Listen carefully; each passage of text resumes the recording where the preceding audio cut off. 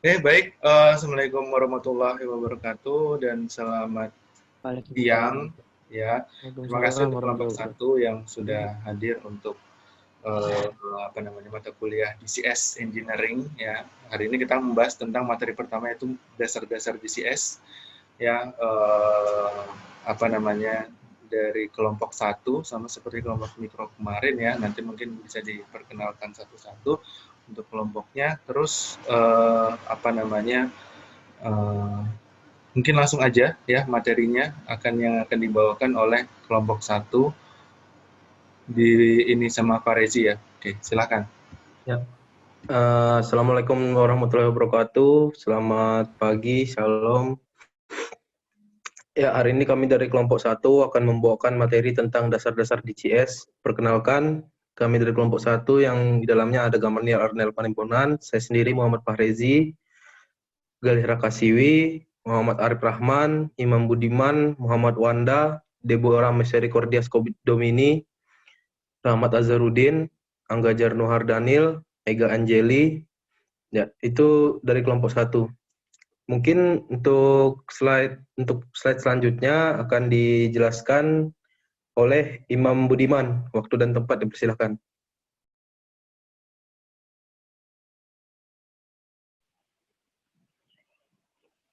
Baik, saya akan menjelaskan materi slide dasar-dasar DCS. Yang akan saya jelaskan yaitu perkembangan computerized control system. Sistem kendali berbasis komputer pertama kali digunakan pada sistem kendali pengawasan pada stasiun pembangkit listrik sekitar tahun 1958. Selanjutnya, sistem kendali berevolusi menjadi DDC atau Direct Digital Control yang pertama kali digunakan di perusahaan petrokimia Inggris sekitar tahun 1962. Pada awal tahun 1970 diperkenalkan peralatan PLC, sedangkan DCS diperkenalkan sekitar tahun 1980. Baik, saya akan menjelaskan perkembangan komputerisasi kontrol sistem pada era pneumatik.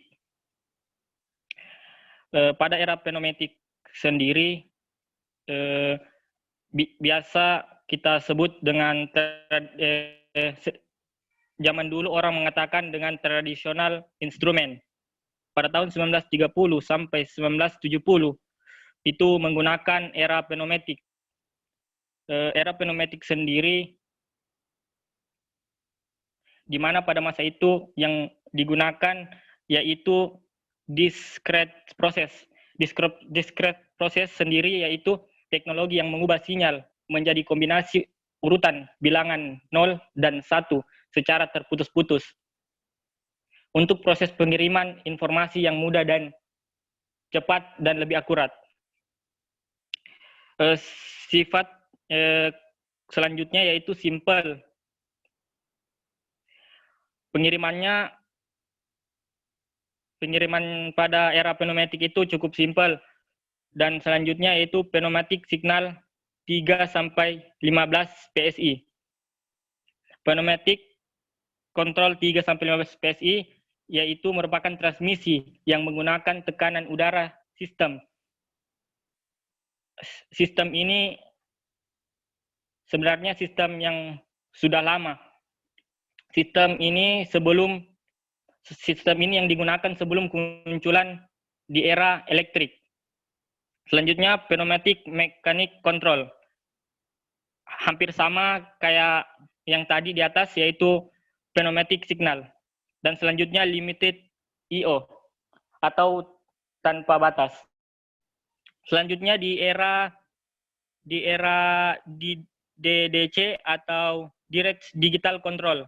Direct Digital Control memiliki kontrol sistem hampir sama seperti pneumatik, yaitu dia memiliki kelebihan continue process. Yaitu continue process ini seperti memiliki proses yang berkelanjutan atau terus-menerus. Hampir sama dengan pneumatik secara simple. Dan analog electric signal 4-20 mA.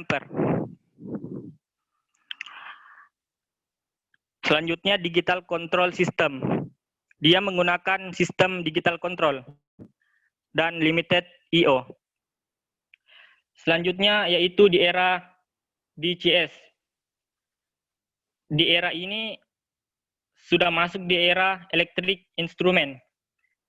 Era DCS itu sudah berubah menjadi sistem kontrol yang menggunakan continuous hampir sama seperti di DDC, yaitu continue proses, more complex. More complex sendiri ini yaitu memiliki bersifat lebih kompleks atau lebih khusus. Selanjutnya analog electric signal 4-20 mA FF atau hard. FF sendiri ini yaitu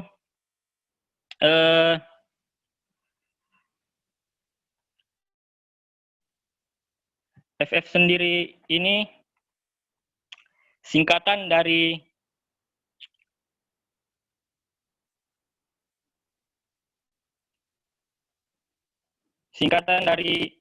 foundation fill bus. Dengan hard sendiri yaitu high weight addressable remote transducer. Selanjutnya digital control system, hampir sama seperti DDCS, menggunakan control system digital, more I/O capacity. Memiliki more I/O capacity sendiri yaitu memiliki kapasitas yang lebih. Dan yang terakhir yaitu PIN-ID control algorithm. Menggunakan PIN-ID untuk menggunakan tabel PIN-ID untuk mengontrolnya. Selanjutnya yaitu era PLC. Era PLC sendiri yaitu menggunakan replatch relay. Replatch relay yang yaitu komponen elektronika yang berfungsi untuk menyambung dan memutuskan arus listrik dalam sebuah rangkaian. Selanjutnya analog electric signal 4-20 mA. Dan digital control system, more I/O capacity, more complex control system atau PIN-ID. Selanjutnya kita masuk di masa smart instrument. Masa smart instrument yaitu FCS. FCS sendiri yaitu singkatan dari File Control Station. File Control Station sendiri ini digunakan sebagai kontrol unit untuk mengendalikan variabel-variabel yang dikendalikan pada proses untuk mengendalikan PLC, DDC, dan DCS. Selanjutnya saya serahkan kepada moderator. Sekian dari saya. Terima kasih. Ya, terima kasih untuk Imam Budiman penjelasannya. Selanjutnya mungkin akan dijelaskan oleh Galih Rakasiwi. Terima kasih.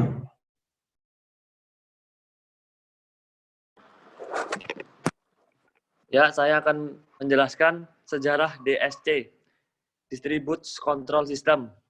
Sekitar tahun 1975, pertama kali Honeywell mengenalkan produk kendali yang handal, dikenal sebagai DSC, Distributed Control System, atau TDS 2000. Pada dasarnya, DCS merupakan pengembangan sistem dari sistem kendali DDC, Direct Digital Control. Sebelum berkembang menjadi sistem DSC, Distributed Control System, sebelumnya dikenalkan nama DDC, Digital Data Control. Perkembangan dari DDC menjadi DSC hanya sekitar 5 tahun saja. Hal ini disebabkan karena perkembangan teknologi elektronika dan komputerisasi yang cukup pesat di saat sekarang.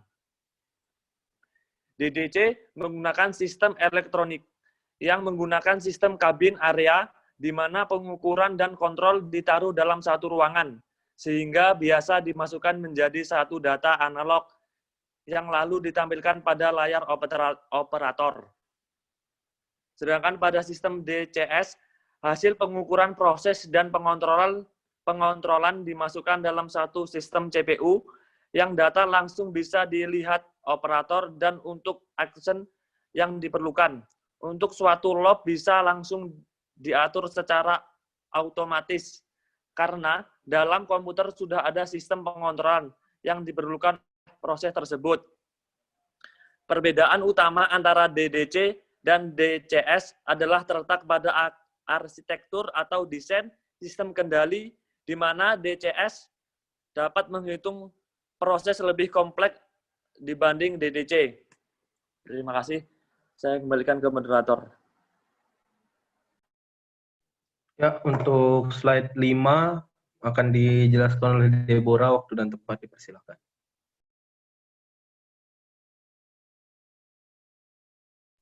Slide 5 dan 6. Selanjutnya yaitu konsep DCS. DCS merupakan suatu sistem kendali yang terdistribusi di mana ditempatkan LCU atau Local Control Unit pada setiap area yang akan dikendalikan. Sebelumnya, LCU adalah sekumpulan hardware dalam sistem kontrol terdistribusi yang melakukan sistem kontrol closed loop atau penutupan pengulangan. Selain itu juga, DCS juga mengatur set point pada sensor maupun aktuator pada area tersebut, di mana DCS juga melakukan pengawasan kendali dalam sistem tersebut. Aktuator yaitu merupakan sebuah peralatan mekanis untuk menggerakkan atau mengontrol sebuah mekanisme atau sistem. Selanjutnya setelah itu, konsep sistem kendali yang terdistribusi adalah untuk mengatasi kelemahan utama pada sistem kendali terpusat, di mana jika terjadi kegagalan di CPU, maka akan menimbulkan kegagalan pada seluruh sistem. Dengan diterapkannya sistem ini, maka kegagalan di area tersebut tidak akan mempengaruhi area lainnya, karena masing-masing area mempunyai CPU dan perangkat pendukung lainnya sendiri. Dilanjutkan oleh Gamaniel. Ya, untuk Gamaniel, waktu dan tempat dipersilakan.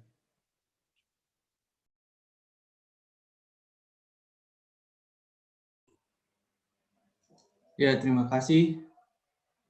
Selanjutnya, saya akan menjelaskan mengenai arsitektur DCS dan DDC. Di sini bisa kita lihat, di sini ada DCS dan DDC. Nah, yang membedakan di sini yaitu arsitekturnya sendiri. Bisa kita perhatikan di sini yang membedakan ini, sedangkan di sini tidak ada. Nah, sebenarnya sih yang membedakan itu DCS ini adalah hasil pengembangan dari DCS ini hasil pengembangan dari DDC, di mana di DDC itu seluruh kontrol dilakukan dalam central process, sehingga apabila dia gagal, maka seluruh kontrol akan ikut gagal. Jadi ketika melakukan suatu proses kontrol dan terjadi suatu kegagalan, entah itu di bagian mana, di sini atau di sini, itu akan langsung mempengaruhi semuanya, jadi semuanya langsung gagal semua.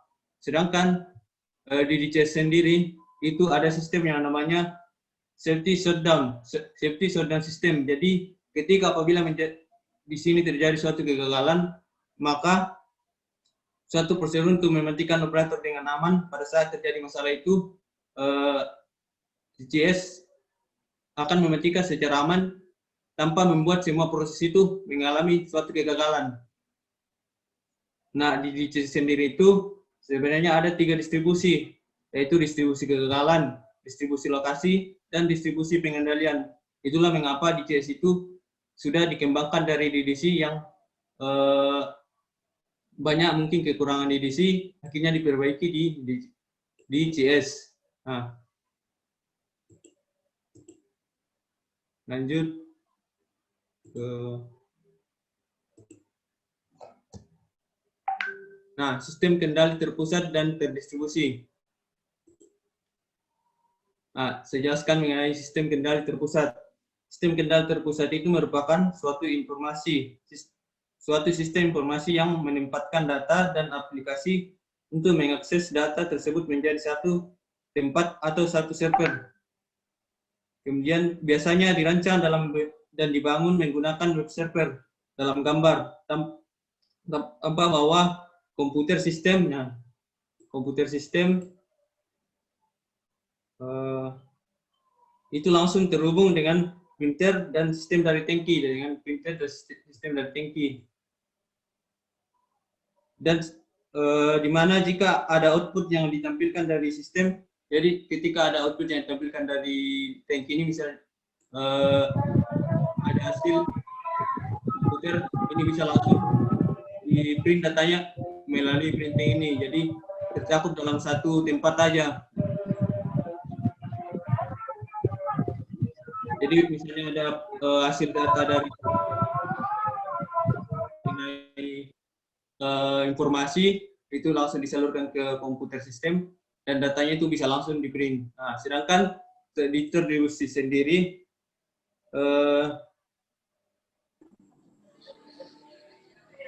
ini di sistemnya itu dipisahkan secara terpisah. Jadi fisiknya dipisahkan secara terpisah. Jadi masing-masing punya proses sendiri, tidak seperti ini. Jadi ini langsung mencakup ke satu sistem. Jadi misalnya yang komputer sistem satu ini atau plat A, kerjanya contohlah mengatur suhu, ini tekanan, ini pressure dan lainnya. Jadi ini beda-beda fungsi secara fisiknya, dan itu tetap disalurkan ke operation and monitor station, dan kemudian ditampilkan melalui display baru di printing. Jadi pemisahan antara aplikasi server dengan database server serta komputer klien yang terhubung dalam local area network diharapkan dapat mengoptimalkan kerja dari komputer. Jadi kenapa ini dipisahkan semua? Ini supaya mungkin kinerja dari komputer sendiri itu lebih cepat. Terus, jadi sistem operasi distribusi adalah sekumpulan proses yang tidak saling berbagi memori atau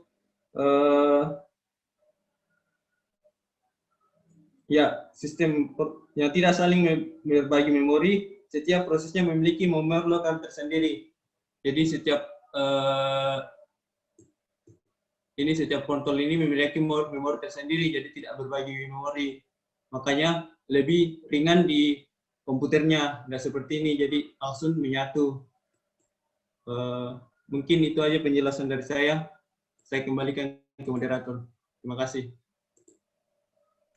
Ya, terima kasih untuk Gamaniel. Mungkin untuk slide selanjutnya akan dijelaskan oleh Angga Jenuhar Daniel. Waktu dan tempat dipersilakan.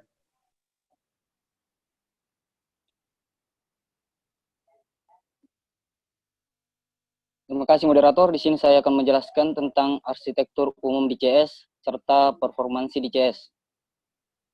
Bisa dilihat pada arsitektur umum DCS tersebut, di mana terdiri dari rangkaian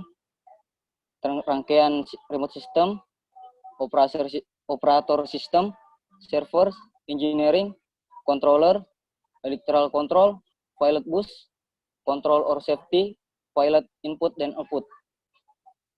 Di sini saya akan menjelaskan masing-masing dari komponen tersebut. Mulai dari remote system. Remote system merupakan sistem akhir dari router yang terhubung ke suatu jaringan akses jarak jauh dan menjadi pembuka atau menerima suatu panggilan. Kemudian operator station, yaitu suatu alat komunikasi antara operator dan teknisi pada sistem DCS atau bisa juga disebut console. Kemudian server. Server yaitu adalah mempertahankan dan membagikan segala bentuk basis data yang telah terorganisir dengan properti yang telah ditampilkan dalam tabel melalui jaringan. Kemudian engineering. Engineering adalah untuk manajemen dan pemeliharaan sistem. Controller mengatur operasi dari peralatan yang ada di bawah pengaturan komputer. Kemudian electrical control, yaitu adalah interkoneksi fisik dari perangkat yang mempengaruhi perilaku perangkat atau sistem lain.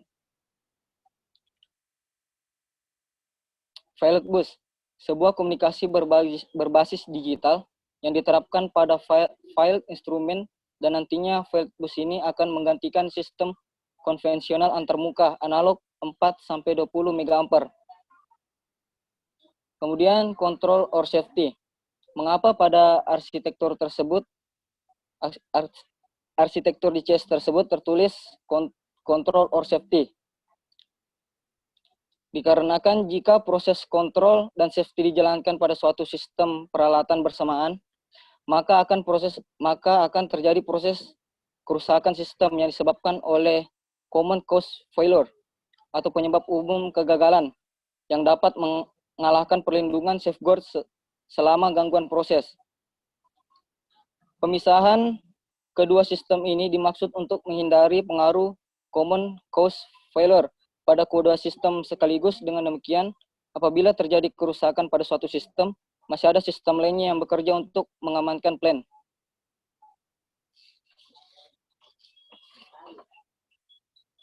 Namun, jika apabila karena alasan tertentu, kedua sistem ini harus disatukan, seperti pada sistem kontrol untuk turbo machinery, maka spesifikasi perangkat yang digunakan harus setara dengan spesifikasi untuk sistem general, yaitu memiliki self-diagnostic dan file safe.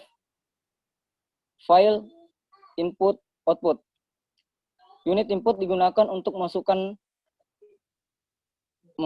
data dari luar ke dalam mikroprosesor, sementara unit output digunakan untuk menampilkan data atau menangkap data yang dikirim oleh mikroprosesor.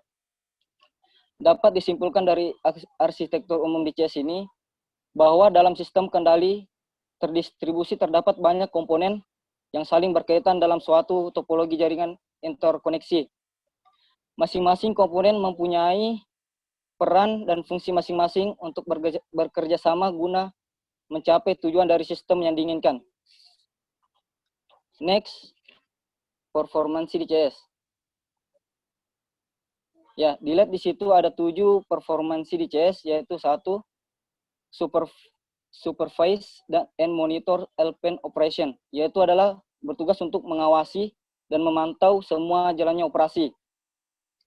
Kemudian robust, secure, and highly reliable, yaitu kuat, aman, dan sangat andal. Kemudian yang ketiga, data logging and reporting, yaitu pencatatan dan pelaporan data. Kemudian signal processing, yaitu pemrosesan sinyal. Real time control, kontrol waktu yang nyata. Kemudian yang keenam, hard decisions, yaitu adalah keputusan sulit. Dan yang terakhir adalah access is highly restricted, yaitu akses yang sangat dibatasi. Ya, sekian dari saya kembalikan ke moderator. Ya, terima kasih untuk Angga Januar Daniel. Mungkin untuk slide selanjutnya akan dijelaskan oleh Muhammad Wanda. Waktu dan tempat dipersilahkan. Oke, terima kasih moderator yang terhormat. Saya akan menjelaskan untuk fungsi DCS ya. DCS itu berfungsi sebagai alat untuk melakukan kontrol suatu loop, di mana satu loop dapat mengerjakan beberapa proses kontrol. DCS ini juga berfungsi sebagai pengganti alat kontrol manual dan otomatis yang terpisah-pisah menjadi satu kesatuan sehingga lebih mudah untuk pemeliharaan dan penggunaannya.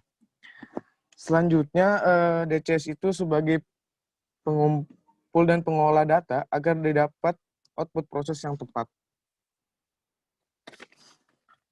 Bisa dilihat ada 12 itu control of process parameter atau proses kontrol parameter yang pertama. Yang kedua, data execution and monitoring atau akuisisi dan pemantauan data. Yang ketiga, pembuatan laporan atau alert, yaitu report generation. Yang keempat, alarming. Dan selanjutnya logging. Selanjutnya lagi receive control. Selanjutnya logic operations. Yang selanjutnya lagi sequence control. Selanjutnya lagi record history data and display in trend, atau merekam dan data sejarah dan menampilkan yang lagi trend. Yang selanjutnya proses manajemen atau proses manajemen.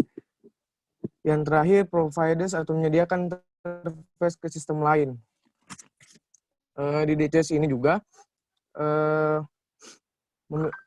terdiri dari beberapa, yaitu pertama, operation console atau alat ini berfungsi sebagai memberikan informasi umpan balik tentang apa yang sedang dikerjakan atau dilakukan dalam pabrik atau satu perusahaan. Itu untuk operator konsol. Yang kedua, engineering station. Ini berfungsi untuk stasiun untuk para teknisi yang digunakan untuk mengkonfigurasi sistem dan juga mengimplementasi algoritma pengontrolan. Terus, yang selanjutnya, itu history module. Ini adalah alat ini mirip dengan hard disk pada komputer. Alat ini digunakan untuk menyimpan konfigurasi DC dan juga konfigurasi semua titik di pabrik. Alat ini juga bisa digunakan untuk menyimpan berkas-berkas grafik dan ditampilkan di konsol, dan banyak sistem saat ini mampu menyimpan data-data operasional pabrik. Selanjutnya, data historian. Biasanya data otak ini seperti perangkat lunak yang digunakan untuk menyimpan variabel-variabel proses, set point, dan nilai-nilai keluaran. Itu untuk data historian. Selanjutnya, kontrol modules. Itu seperti otaknya DCS. Sisilah fungsi-fungsi kontrol dijalankan seperti kontrol PID, kontrol perbandingan, kontrol rasio, operasional aritmatika. Dan saat ini juga, sudah ada peralatan modul kontrol yang lebih canggih dengan kemampuan yang lebih luas. Mungkin itu saja yang bisa saya sampaikan untuk fungsi DCS. Selanjutnya saya kembalikan ke moderator. Ya, terima kasih untuk Wanda, dan selanjutnya slide 12 akan dilanjutkan oleh Muhammad Arif Rahman. Waktu dan tempat dipersilahkan.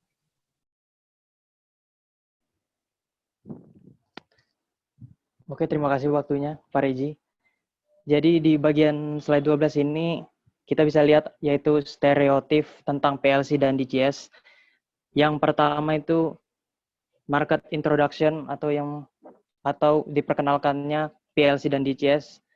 Di PLC itu diperkenalkan di tahun kurang lebih 1960 dan DCS itu 1975 yang telah disampaikan oleh Imam dan Raka. Selanjutnya itu replacement of atau pengganti dari, yaitu di PLC itu ada electromechanical relays atau control relays, yang dimana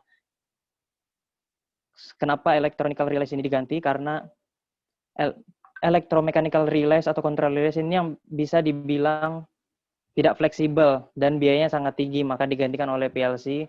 Sedangkan yang kedua itu di DCS ada pneumatic dan single loop controllers yang digantikan oleh multiple loop computerized atau direct digital control. Selanjutnya diganti oleh DCS, yaitu direct control system. Selanjutnya itu produk yang diproduksi. Di bagian PLC itu produk yang diproduksi adalah barang, maksudnya itu otomasi, manufaktur, dan perakitan. Dan sedangkan di DCS itu dia berupa bahan, yaitu melibatkan kombinasi dan transformasi bahan mentah. Dan di PLC itu ada control batch sederhana, yaitu menghasilkan satu jenis produk, prosedur tetap, resepnya konstan, atau tidak pernah berubah. Sedangkan di DCS itu control batch kompleks, dia menghasilkan berbagai jenis produk, prosedurnya dapat berubah, dan resepnya variable. Selanjutnya itu diaplikasikannya atau classic application, yaitu pada PLC itu otomotif, maksudnya dia itu di bidang kontrol mesin atau aplikasi yang memerlukan kontrol terpisah dari mesin. Sedangkan di PLC itu ada refining, maksudnya diaplikasikannya itu dalam bentuk kontrol proses dalam aplikasi, biasanya itu digunakan di pabrik minyak dan gas atau bahan kimia. Selanjutnya jenis kontrolnya atau type of control yaitu discrete, yaitu maksudnya mesinnya digunakan untuk mengontrol mesin individu. Jadi dia hanya mengontrol satu mesin. Sedangkan di PLC dia itu regulatory, maksudnya dia dapat mengontrol lebih banyak mesin atau proses. Dia dapat mengontrol lebih banyak mesin atau proses di dalam maupun di luar pabrik. Selanjutnya ada engineering mindset, yaitu dia berupa basis programming di PLC, sedangkan di DCS itu ada sistem konfigurasi. Selanjutnya ada operator interaction atau interaksi operator. Di PLC itu ada exception basis atau bisa kita bilang dia itu lebih tepatnya di controller. Maksudnya yaitu tugas utama operator adalah mengatasi proses PLC ini kalau misal ada keadaan abnormal. Sedangkan di DCS itu interaksi operatornya itu mengharuskan proses yang sangat ketat karena operator harus dapat membuat keputusan secara terus-menerus karena berinteraksi dengan proses. Sedangkan di PLC itu dia menggunakan informasi statusnya itu berupa on, off, run, atau stop. Nah, itu sangat krisis bagi operator. Sedangkan di DCS itu ada yang namanya trend sinyal analog pada HMI atau Human Machine Interface, yaitu sebagaimana memberikan informasi kritis bagi operator tentang apa yang sedang terjadi pada prosesnya. Selanjutnya ada operator interface. Operator interface yaitu di bagian PLC itu ada simple graphic, yaitu dia menggunakan grafik-grafik yang biasa, sedangkan di DCS itu ada sophisticated graphic, yang dimana grafiknya itu dia grafik dalam DCS itu sudah berbentuk di dalam layar. Habis itu ada upfront cost atau biayanya. PLC itu memakan biaya yang sangat murah karena nilai individual produknya itu relatif rendah. Sedangkan DCS itu biayanya relatif mahal karena nilai material yang akan diolah dan hasil produknya relatif mahal. Ya, kita tahu bahwa DCS tadi menggunakan human machine interface, dia itu dapat mengontrol lebih banyak mesin, makanya itu dia DCS itu biayanya itu relatif mahal. Selanjutnya itu sistemnya di bagian PLC itu ada open, maksudnya itu proses produksinya itu termonitor secara visual oleh operator. Jadi kita dapat melihat secara mata prosesnya sendiri. Selanjutnya di DCS itu ada closed proprietary, atau maksudnya proses produksinya itu seringkali tidak terlihat oleh operator. Jadi kita hanya mengandalkan sinyal saja jika ada kerusakan. Sekian dari saya kembalikan ke moderator. Ya, terima kasih untuk Muhammad Arif Rahman. Mungkin untuk selanjutnya saya sendiri yang akan menjelaskan. Dan yang slide ke-13 ini adalah aplikasi DCS sederhana, PLC sederhana. Jadi kita bisa lihat sendiri di gambar itu.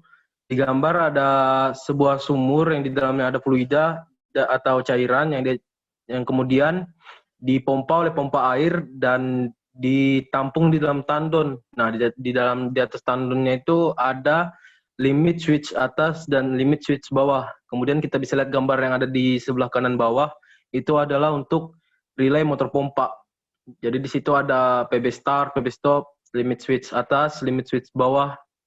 Dan selanjutnya ke slide 14. Di slide ini kita bisa lihat bentuk atau aplikasi dari DCS sederhana. Di DCS sederhana ini kita bisa lihat di sini ada fluida in. Kemudian dimasukkan ke dalam heat exchanger dan untuk fluida keluar. Nah, di sini dia ada temperatur transmitter. Di sini ada untuk suhu dari fluidanya.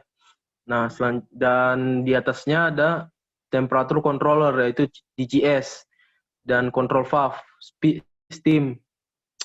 Yang di bawah itu yang di bagian kotak yang diberi warna lain itu dia adalah controller PID commercial atau DCS. Kita bisa lihat di sana ada di dalamnya itu ada set point, kemudian control PID, input dan operator. Kemudian dia ini digerakkan setelah dari dalam DCS ini dia digerakkan ke penggerak atau aktuator yang sudah dijelaskan tadi. Kemudian diproses dan dikirim ke sensor atau transmitter, kemudian kembali lagi ke dalam state point. Mungkin sekian penjelasan dari saya. Untuk slide selanjutnya akan dijelaskan oleh Rahmat Azharuddin. Waktu dan tempat dipersilahkan.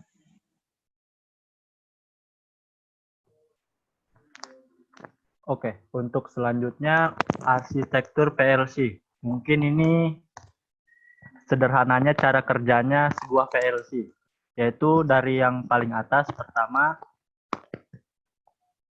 seorang engineer yaitu membuat program untuk menjalankan perintah, kemudian diteruskan ke controller yang menerima sinyal input dari sensor-sensor,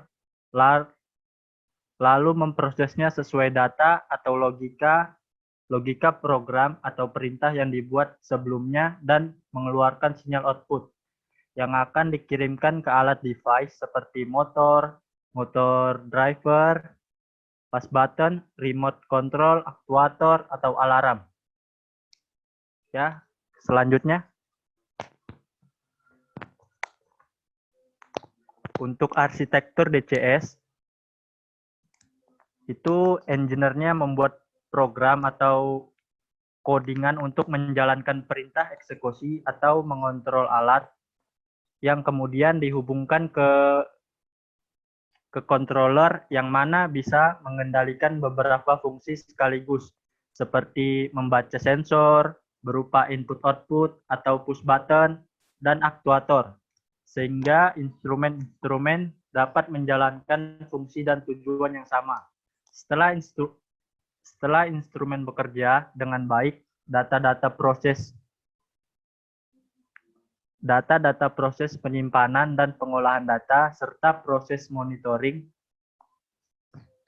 dan kontrol terhadap unit kontrol akan ditampilkan oleh HMI atau Human Machine Interface berupa tampilan-tampilan data seperti produk-produknya apa saja, mesin-mesinnya. Ya, sekian akan dilanjutkan oleh Ega Anjeli. Untuk slide selanjutnya mungkin bisa dijelaskan oleh Ega Anjeli waktu datang. Belum dulu begini. Kamu kalau baca.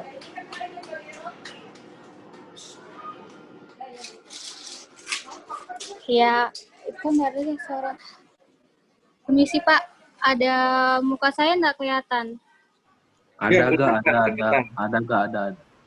Kelihatan nggak? Ya, saya akan menjelaskan tentang perbedaan dan persamaan dari PLC dan DCS. Perbedaannya, PLC atau Programmable Logic Control biasanya digunakan untuk menangani industri dengan pengaturan input atau output digital on atau off dan yang membutuhkan adanya logic operation. Kemudian untuk DCS biasanya digunakan untuk menangani proses industri parameter-parameter analog sebagai input atau output. Dan kesamaan dari PLC dan DCS ialah kedua sistem kontrol tersebut sama-sama merupakan sistem kontrol yang digunakan pada suatu program di industri migas. Terima kasih dan sekian. Selanjutnya akan dijelaskan oleh teman saya. Ya, mungkin itu sekian dari presentasi kami hari ini. Saya lihat ada beberapa kawan-kawan yang di luar kelompok. Mungkin ada yang ingin bertanya, dipersilakan. Ya, 3 pertanyaan lah cukup. Oke, silakan bagi yang ingin bertanya langsung mengaktifkan mikrofon dan juga video. Ya, monggo silakan.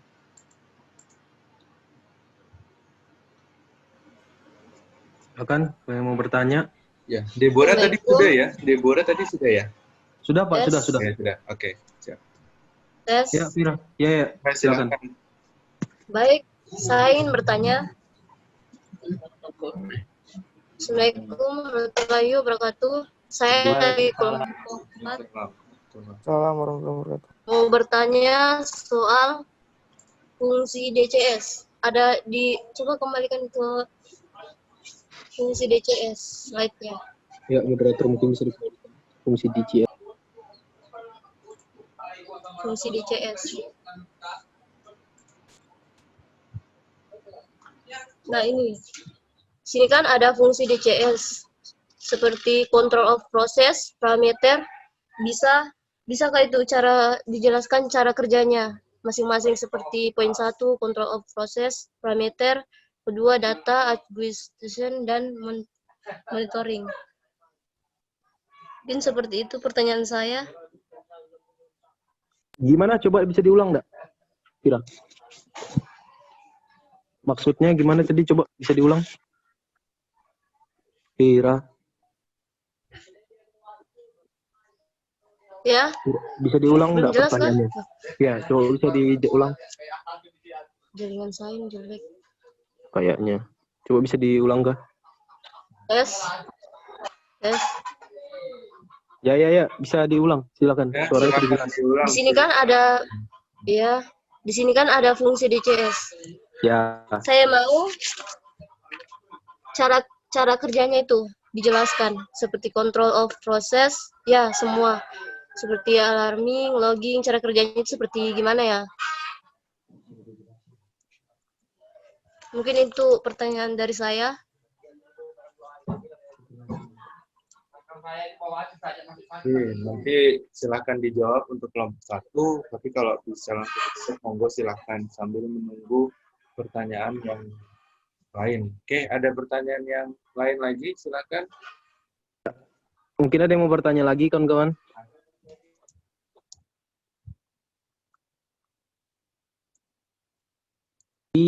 Untuk Vira Pasira, dia minta dijelaskan cara kerja dari fungsi-fungsi GCS yang ada di sini tadi. Iya, cara kerjanya. Kalau ada lagi yang bertanya, mungkin kawan-kawan bisa langsung dijawab aja sambil menunggu yang bertanya.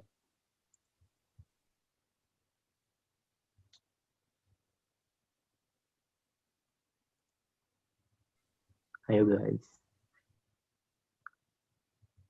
Oke, mungkin langsung dijawab aja kalau udah tahu untuk fungsi DCS yang tadi.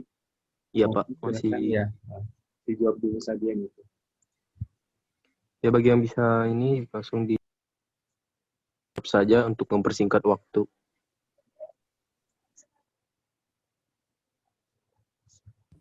Sabar Ji ya, sabar. Sama paham aja aku. Masih dicari ya. Santai-santai.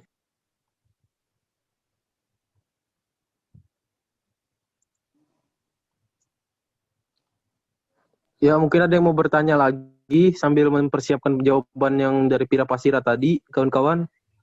Saya tadi mulai rame dari dalam sini. Oh, udah pada keluar. Mungkin dari Wilan mau nanya. Silakan sambil menunggu jawaban yang tadi. Atau mungkin kelompok 1 ada yang mau ditanyakan, silakan. Sambil menunggu jawaban, silakan mungkin tanyakan ke saya untuk kelompok 1, kira-kira ada yang mau ditanyakan.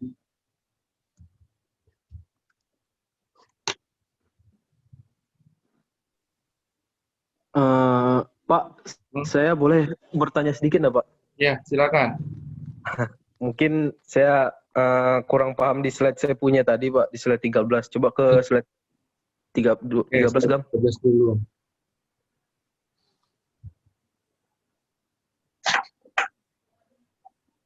Nggak kan Pak, saya yang kelompok saya yang saya tanya sendiri. Nggak apa-apa.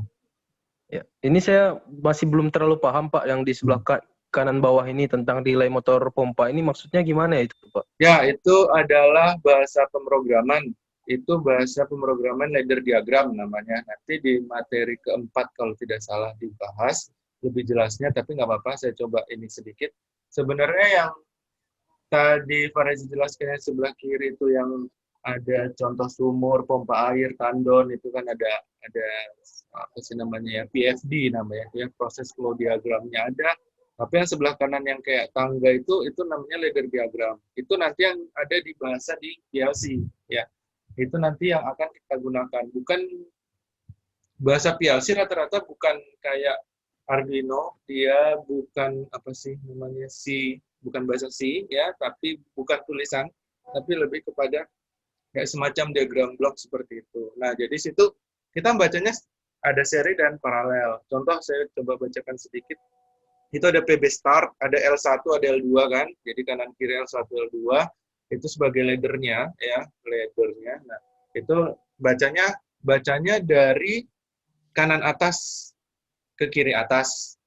Ya, jadi bacanya itu dari kanan, setelah kanan habis itu ke kiri gitu ya. Kalau sudah kiri habis lanjut ke bawahnya. Jadi dari atas ke bawah, tapi kalau dari atas posisinya yang paling pertama adalah di kanan. Nah, berarti dimulai dari PB start, PB stop, LSA itu limit switch ya, limit switch atas kayaknya itu ya. Ya NC, yang NC itu ya limit switch atas atau limit switch A itu kayaknya, dan limit switch B. RM ini adalah relay motor pompa tuh, ada sudah keterangannya RM. Nah, jadi kalau untuk menyalakan RM ini ya seperti ini logikanya. Nih, jadi harus PB start harus ditekan, PB stop harus dalam kondisi close gitu ya. Limit switch harus connect ya, baru dia bisa nyala relay motornya. Jadi ada 3 kondisi untuk menyalakan relay motor, atau hanya satu aja. Gimana caranya? Oh, nggak bisa, harus 3 ya. Atau misalnya PB start nggak bisa, oh ya udah berarti pakai LSB yang di bawah. LSB, LSB naik ke atas, PB stop, lalu ke LSA. Tetap berarti untuk menyalakan, kesimpulannya adalah dari sini, untuk menyalakan relay motor pompa itu minimal ada 3 kondisi. Ya, minimal ada 3 kondisi ya, di mana PB start, PB stop sama LSA, atau LSB, PB stop sama LSA ya. Yang bawahnya ini adalah RM, ini adalah apa ya istilahnya, lupa saya. Jadi kalau misalnya ini udah nyala, ini sebagai trigger, sebagai backup, ini udah nyala, berarti tinggal PB stop sama LSA. Nanti mungkin kita coba di praktek supaya lebih jelasnya, dan mungkin di materi 4 nanti bisa dijelaskan untuk ladder diagram. Itu bahasa pemrograman PLC ya. Oke, Ya, Pak, terima kasih. ya kira-kira Terima kasih, Pak. yang tadi sudah bisa. Ya, mungkin kawan-kawan tadi yang ada bertanya mungkin langsung bisa dijawab. Dipersilakan ya.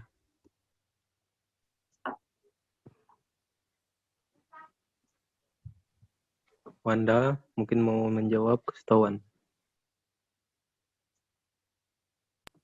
Aku jawab. Nah, gitu dong. Kamu nggak, Dep? Ya sudah, boleh lanjut.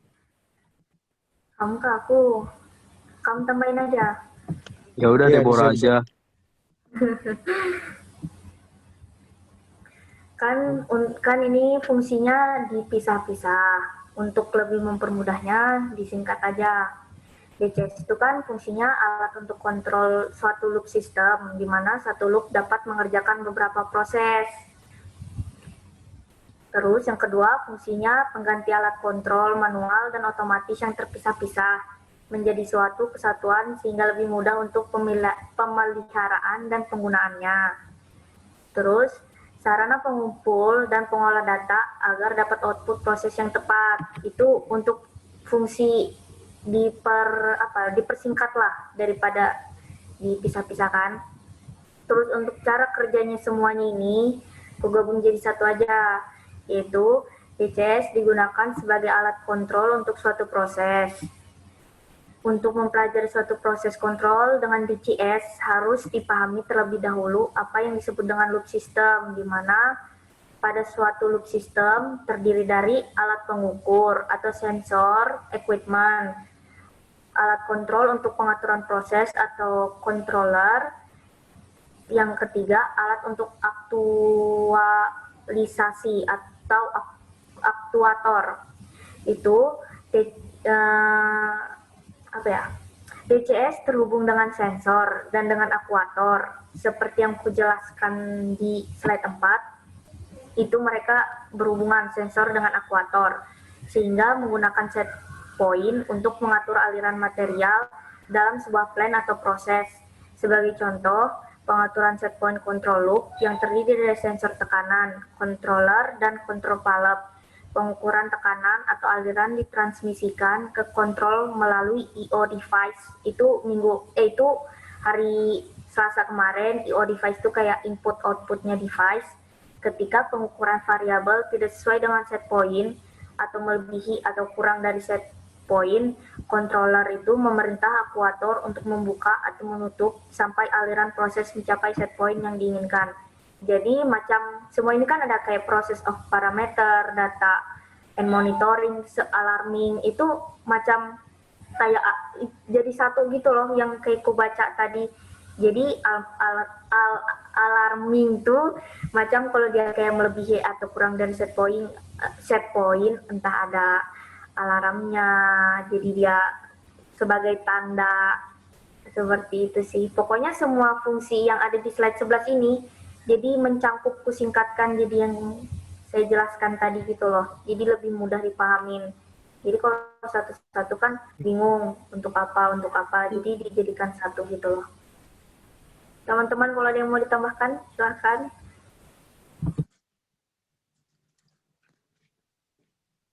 Ya, oke, ada yang mau ditambahkan yang sudah dijelaskan Deborah tadi? Ya, sama seperti yang dijelaskan Deborah tadi ya, jadi ini cuma pemisahan-pemisahan aja. Semua fungsi DCS bisa, semua DCS bisa melakukan fungsi yang ada yang ditampilkan oleh kelompok 1 seperti ini. Bisa logging, bisa alarming, bisa data akuisisi, dan yang lain-lainnya. Ya, bisa record data, bisa kontrol, dan semuanya. Ya. Oke, Muhammad Wanda, mau nambahin, silakan. Ya, untuk Wanda mungkin mau nambahin. Ada yang di bagian record, restore data, dan display in train itu, Vira, itu yang tadi sudah dijelaskan sama Pak Dijas, merekam data sejarah dan menampilkan kayak berita-berita lagi tren tuh bisa di fungsi di DCS. Terus proses manajemen tuh yaitu bisa membuat proses manajemen di suatu kayak data-data seperti itu. Terus yang selanjutnya dia provide interface to other system. Nah, itu menyediakan interface ke sistem lain. Di sistem-sistem lain itu seperti itu. Mungkin itu aja yang saya bisa tambahkan. Sama sependapat dengan tadi penjelasan dengan Deborah.